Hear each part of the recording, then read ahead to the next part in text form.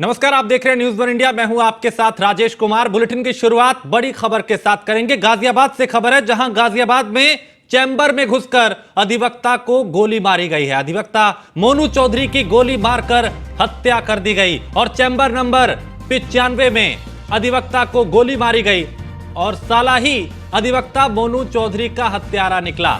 यानी आरोपी का नाम नितिन डागर बताया जा रहा है। दोनों ही अधिवक्ता एक ही चैम्बर में प्रैक्टिस करते थे और घरेलू विवाद में साले ने जीजा को गोली मारी। मकसद अब तक साफ नहीं है, लेकिन गाजियाबाद की इस वारदात ने कई सवाल उठा दिए। लेकिन विवाद आपसी भी यहां पे नजर आ रहा है। एक ही चैम्बर में दोनों प्रैक्टिस करते थे, ऐसी जानकारी भी मिल रही है। रिश्ता दोनों का जीजा साले का था।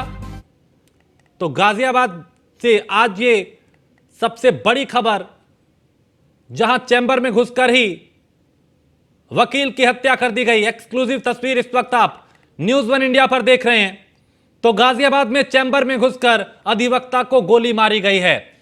मोनू नाम बताया जा रहा है, मोनू चौधरी, जिनकी गोली मारकर हत्या कर दी गई। चैम्बर नंबर 95 यानी चैम्बर नंबर 95 में अधिवक्ता को गोली मारी गई और गोली मारने वाला कोई और नहीं बल्कि इस वकील का साला ही था।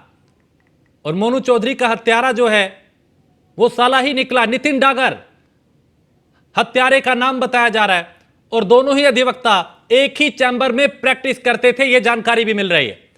तो घरेलू विवाद में साले ने जीजा को ही मौत के घाट उतार दिया और घटना के बाद से ही आरोपी फरार है। जांच के लिए मौके पर एडिशनल सीपी दिनेश कुमार पहुंचे हैं।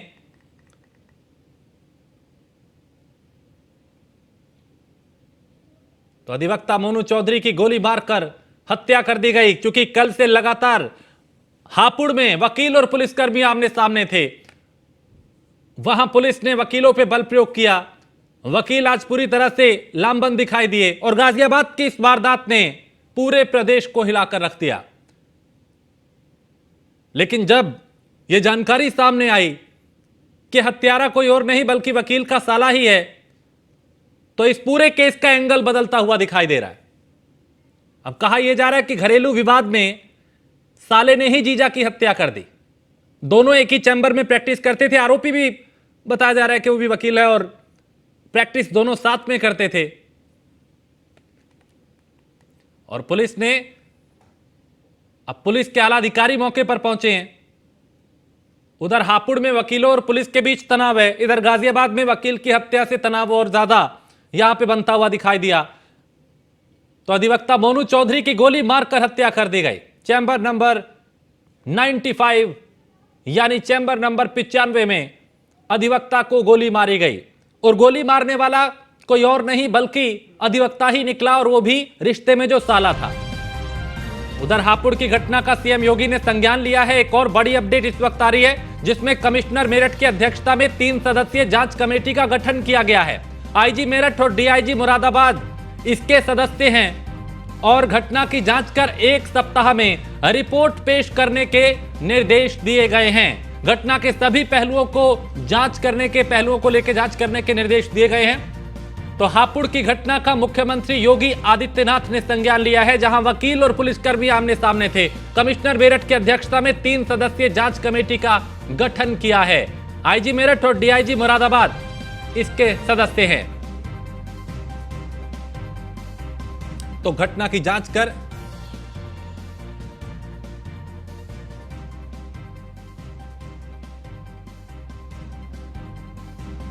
हापुड़ की घटना का सीएम योगी ने संज्ञान लिया है और कमिश्नर मेरठ की अध्यक्षता में 3 सदस्यीय जांच कमेटी का गठन किया गया है। और स्नेह त्यागी हमारे साथ बार एसोसिएशन के सचिव हैं। स्नेह जी, मामला पूरी तरीके से अभी पुलिस और वकीलों का जो मामला है पूरी तरह से गरमाया हुआ है। अभी मुख्यमंत्री ने भी इस पे संज्ञान लिया है, जांच कमेटी एक बनाई है। आप लोगों की अभी रणनीति क्या रहने वाली है? रणनीति ये है कि अभी तो पहली बात तो ये पुलिस को दोनों पक्षों की जांच करनी चाहिए। उस लेडी जो अधिवक्ता थी उसे गुस्सा क्यों आया, क्यों गुस्सा आया, ये तो जांच करते। उसके आगे मोटरसाइकिल क्यों लगी इसमें? जब गुस्सा आता है तो लड़ाई तो होती है। तो पुलिस द्वारा जांच नहीं की गई। मैंने पहली बार देखा ऐसा हापुड़ में जाके कि एक तरफा कार्रवाई होती है। वहाँ जो एसपी है, एसपी कम से कम एक समझदार आदमी, एक मैच्योर आदमी होना चाहिए। एक बच्चे को एसपी नहीं बनाना चाहिए। हेलो जी जी, मैं सुन पा रहा हूँ जी। एक बच्चे को एसपी नहीं बनाना चाहिए। 2 दिन से जानबूझ के छुट्टी पर है वो एसपी, और उसी ने ही ये सारा काम कराया। तो अभी और चूंकि मुझे तो ये हाँ पता चला, ये जो कोतवाल है, हाँ। इसने एक मजिस्ट्रेट के साथ घर में भी बदतमीजी करी है, और ये कह रहा है, सबके सामने ये कह रहा है कि मैं वकीलों को सबक सिखाने के लिए यहाँ भेजा गया हूँ। क्या वकील कोई गुंडा होता है क्या? स्नेह जी, अब देखिए अब तक विवाद रहा। देखिए, आपकी तरफ से भी कई बातें की गई, पुलिस की तरफ से भी कई हवाले दिए गए, लेकिन अब चूंकि सीएम ने संज्ञान लिया है और जो मेरठ कमिश्नर है उनकी अध्यक्षता में 3 सदस्यीय जांच कमेटी बिठाई है, अगर आपको एसपी से शिकायत है तो अब ये आला अधिकारी हैं, ये तो कम से कम निष्पक्ष जांच करेंगे। जी जी जी, हमें उम्मीद है निष्पक्ष जांच करेंगे, और योगी जी का हम धन्यवाद देते हैं कि उन्होंने इस पर संज्ञान लिया।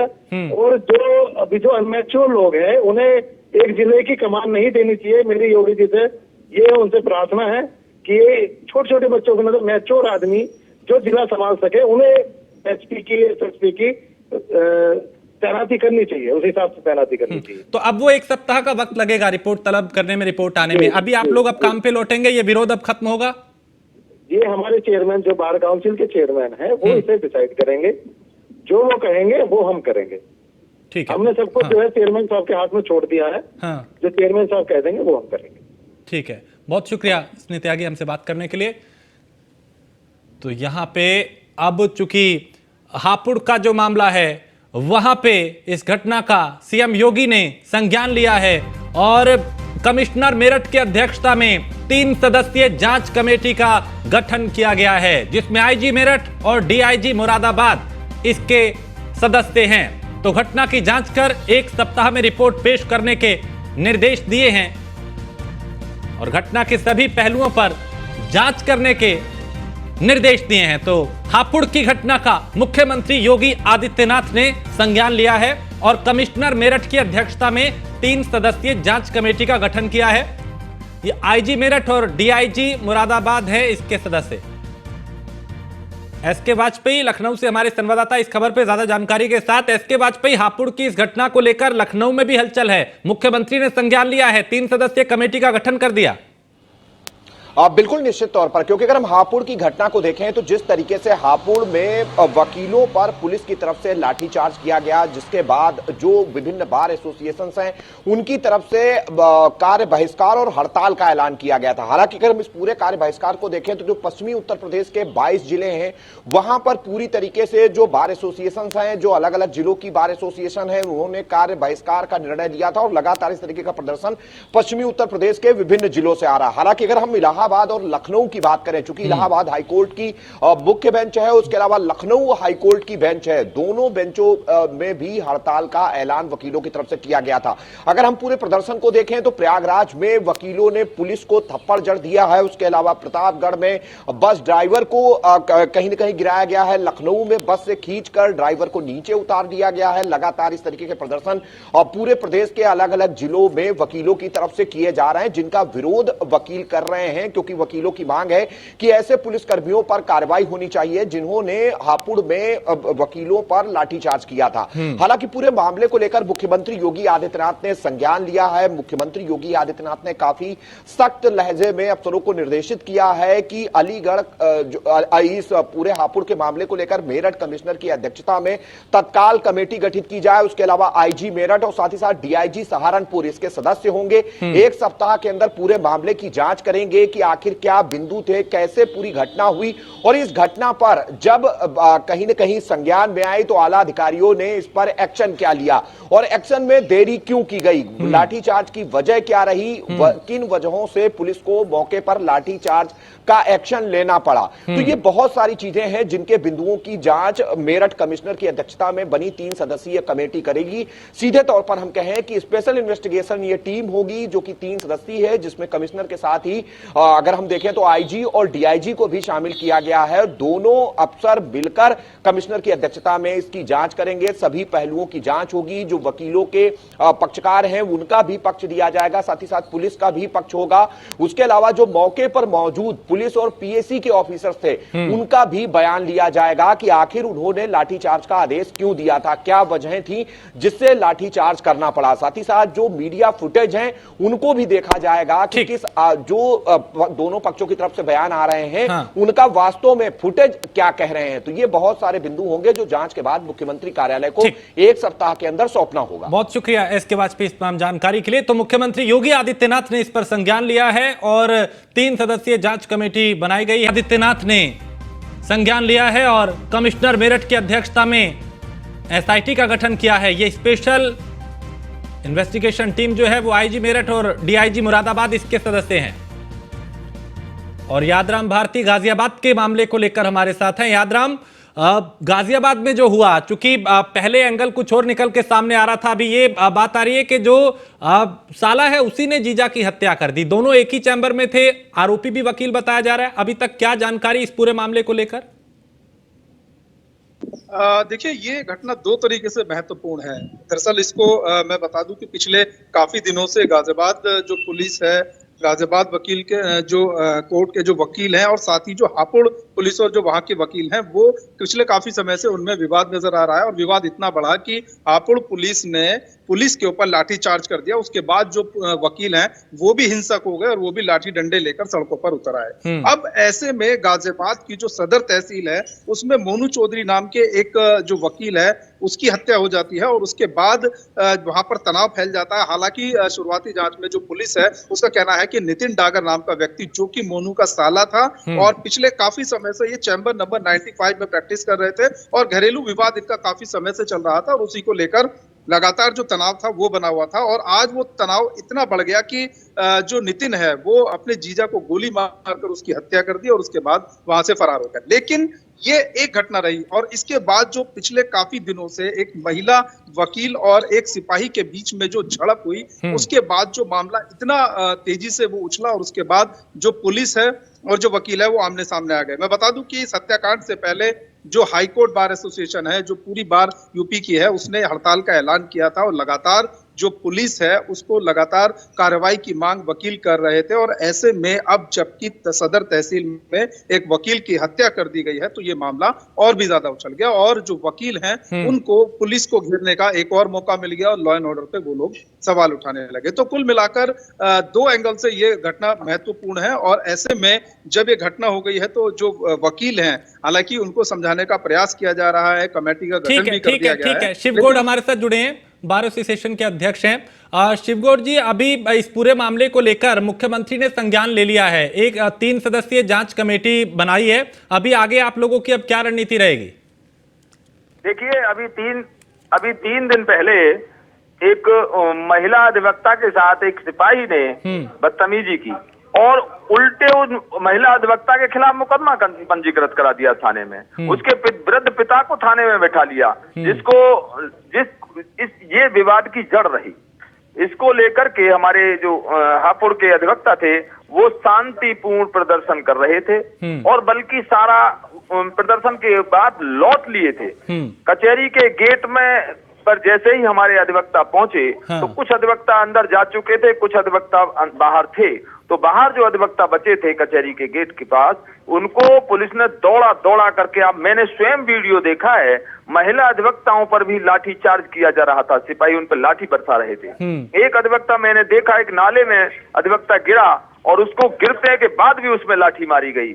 अब देख रहा था एक वीडियो में कि एक अधिवक्ता को 4 पुलिस वाले लाठियां बरसा रहे हैं। लोग अधिवक्ता भाग कर अपनी जान बचा रहे हैं, जिसको देखकर तमाम प्रदेश के अधिवक्ताओं में भारी आक्रोश है कि ये इस तरीके से यदि न्याय का प्रहरी इस तरीके से प्रताड़ित किया जाएगा तो बात बनेगी नहीं। तो इसको लेकर के मैं आपको अवगत करा दूं कि मैं कल बाहर था, जैसे ही मैंने वीडियोस देखा, मैंने bar council of Uttar Pradesh का चेयरमैन होने के नाते तत्काल एक जो है वर्चुअल बैठक बुलाई और वर्चुअल बैठक में हमारे तमाम माननीय सदस्यों ने इस घटना की कड़े शब्दों में निंदा की और दोषी पुलिसकर्मियों अधिकारियों के खिलाफ कार्रवाई की मांग की। ये रिजोल्यूशन हमारा शासन को जा चुका है, शासन को मांग पत्र जा चुका है। आज मैं घायल अधिवक्ताओं से मिलने के लिए, उनके हालचाल जानने के लिए हापुड़ आया और देखा। इसी बीच मुझे अभी सूचना मिली है बिल्कुल तत्काल कि किसी अभी गाजियाबाद में भी एक अधिवक्ता, हमारे साथी अधिवक्ता की कोई हत्या हो गई है। तो ये क्या हो रहा है? तमाम प्रदेश के अधिवक्ताओं को टारगेट बनाया जा रहा है। यही फ्रेटर्निटी ऐसी है जो जनता की, आम आदमी की अंतिम पायदान पे बैठे व्यक्ति की आवाज है। और अगर अधिवक्ताओं को इस तरीके से दबाया जाएगा तो फिर जो है व्यवस्थाएं नहीं। देखिए, जिन तस्वीरों का आप जिक्र कर रहे हैं, न्यूज़ वन इंडिया ने भी वो दिखाया, कैसा गतिरोध पुलिस और वकीलों के बीच में था, वो हमने देखा। बल प्रयोग हुआ, वो भी हमने दिखाया। लेकिन अभी अगर मुख्यमंत्री इस पे संज्ञान ले रहे हैं, 3 सदस्यीय कमेटी बना दिया, 1 सप्ताह का वक्त दे दिया, तो अभी आप लोग अब आगे का ये जो अभी विरोध प्रदर्शन हो रहा है, ये बंद करेंगे, वापिस काम पे लौटेंगे? हम सबसे पहले तो आप अपने प्रेस के साथियों से भी निवेदन करेंगे, उनसे भाई हमारा आग्रह भी है कि हमारी जो साथ जांचियां हो रही हैं, अधिवक्ताओं के साथ जो प्रकरण चल रहे हैं, इनको हत्याएं हो रही हैं, उनको आपके माध्यम से हम तमाम पत्रकार भाइयों से, बंधुओं से कहना चाहेंगे कि इस आवाज को सरकार तक पहुंचाएं। बिल्कुल, बहुत शुक्रिया शिवगौर जी हमसे बात करने के लिए। और अब हम गाजियाबाद में घटना स्थल का रुख करते हैं, जहां पे हमारे साथ पीयूष हमारे संवाददाता है। पीयूष, अभी आप वहां क्या देख पा रहे हैं? पूरा एंगल जो निकल के आया है वो ये बताया जा रहा है कि जो आरोपी है, जिसने हत्या की है, वो इस शख्स का साला ही निकला। बिल्कुल, सबसे पहले हम आपको तस्वीरें दिखा दें कि ये घटना हुई कहाँ थी। और ये वो चेंबर हैं और यहाँ पे आप तस्वीरें देखिए किस तरीके से तमाम जो पुलिस के अधिकारी पहुँचे हुए हैं। और यहाँ पे आप खून के धब्बे देखेंगे कि यहाँ पे आपको नज़र आ रहे हैं। और यही वो चेंबर है जहाँ पर अधिवक्ता मोनू चौधरी की गोली मारकर हत्या हुई है। और पुलिस इस पूरे मामले में कहीं ना कहीं जांच कर रही है। और ये खून के धब्बे आप देखिए, और यहीं पे वो खाना खा रहे थे और टिफ़िन भी यहाँ पे पड़ा हुआ है, आप सीधे तौर पे तस्वीरों में देखिए। और यहाँ पे साफ़ सफाई का काम चल रहा है। पूरी तरीके से जो एविडेंस हैं वो लेने के लिए यहाँ पे जो अधिकारी हैं वो पहुँचे हुए हैं। और ये कोशिश की जा रही है कि इस हत्या के पीछे कौन है, उनको उसका जल्दी से जल्दी पता पुलिस लगा सके। और यहाँ पे आप देखिए एविडेंस लिया जा रहा है। और यही वो चेंबर है जहाँ पे हम आपको दिखा रहे हैं कि निश्चित रूप से ये वो टेबल देख रहे हैं और इसी कुर्सी पर वो कहीं ना कहीं बैठे हुए थे। पूरी तरीके से ये चेंबर आप देखिए खून से लथपथ पूरा खून नज़र आ रहा है। और आपको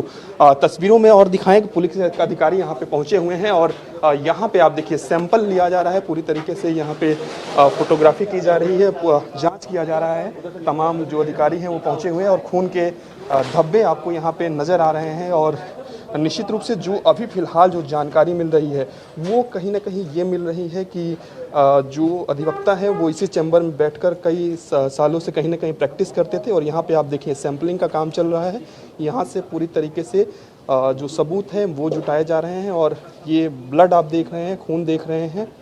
और चूँकि हमलावर जो है वो यहाँ से हमला करके भागे हैं और पूरी तरीके से अधिकारी जो हैं ये वो यहाँ पे पहुँचे हुए हैं। और जिस तरीके से चाहे हम एडिशनल सीपी की बात करें, दिनेश कुमार, वो भी यहाँ पे पहुँचे हुए थे। और तमाम जो पुलिस के जवान हैं वो यहाँ पे पहुँचे हुए हैं। और निश्चित रूप से आप समझिए इस बात को कि अगर यहाँ पे इस तरीके की घटना होती है तो एक बड़ा सवालिया निशान खड़े होता है। और यहाँ पे आप देखिए पूरी तरीके से ये चैम्बर खून से लथपथ है पूरा।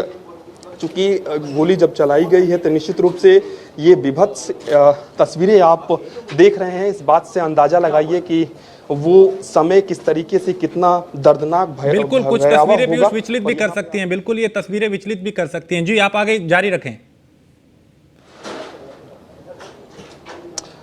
सीधे तौर पे कहीं ना कहीं यही कोशिश की जा रही है कि जल्द से जल्द जो हमलावर हैं उनको पकड़ा जा सके। और ये चैम्बर नंबर 95 है और यहाँ पे तमाम जो एडवोकेट बैठते हैं उनके यहाँ पे नाम और नंबर लिखे गए हैं और तमाम लोग यहाँ पे पहुँचे हुए हैं। क्या हुआ था यहाँ पे, कुछ बताएंगे आप? नहीं, यही है कि मर्डर ही हुआ, वो गोली चली है, गोली चला के भाग गए। वो कितने हमलावर थे, कुछ पता चला? लोग बता ये बताएंगे, अंदर बैठे हैं। कितने हमलावर थे आप लोग कुछ बता? दो हमलावर थे। क्या ये जिनकी हत्या हुई उनके जानने वाले ये थे? पता नहीं। अभी पता नहीं चल पाया है। ये कब की घटना है? 2 बजे की। 2 बजे के आसपास की घटना है। पुलिस प्रशासन यहाँ पे पहुंचा हुआ? हाँ। बिल्कुल। आप किस तरीके से संबंध रखते हैं उनसे, जानते? बैठ तो मैं, मेरा चैम्बर है बैरा में लिखा, मैं बैरा में लिखा हुआ हूँ। आप भी यहीं बैठते हैं? तो किसी बात को लेकर पहले से कोई विवाद चल रहा है? नहीं, कुछ नहीं। नहीं है ऐसा? कुछ नहीं, मुझे पता नहीं। अभी जानकारी नहीं है। बिल्कुल। तो सीधे तौर पे जब तक पुलिस जांच नहीं करेगी, नाम कई निकलकर सामने आ रहे हैं और निश्चित रूप से चूंकि अभी गहमा गहमी का माहौल है, एक भय का माहौल है, कोई भी कुछ भी बोलने से बच रहा है। शुरुआती जांच होगी, पुलिस प्रशासन पता लगाने की कोशिश करेगा। फिलहाल आप ये पूरा इलाका देख रहे हैं, यहीं पे इस घटना को अंजाम दिया है हमलावरों ने और बताया जा रहा है कि घटना को अंजाम देने के बाद वो यहाँ से कहीं न कहीं फरार हो गए। तो निश्चित रूप से आप समझिए कि कोर्ट की बात करें, कचहरी की बात करें, अगर यहाँ पे कोई व्यक्ति सुरक्षित नहीं है, कानून जो व्यक्ति न्याय दिलाता है वो सुरक्षित नहीं है। जो व्यक्ति ये कोशिश करता है कि किसी पे आरोप लग रहा है तो वकील खड़ा होता है और कहीं ना कहीं न्याय दिलाने की कोशिश करता है, वो सुरक्षित नहीं है। सवालिया निशान जरूर खड़े होंगे क्योंकि ये पहला मामला नहीं है। इससे पहले भी हमने तमाम कोर्ट्स में देखे हैं कि किस तरीके से हत्याएं हुई हैं।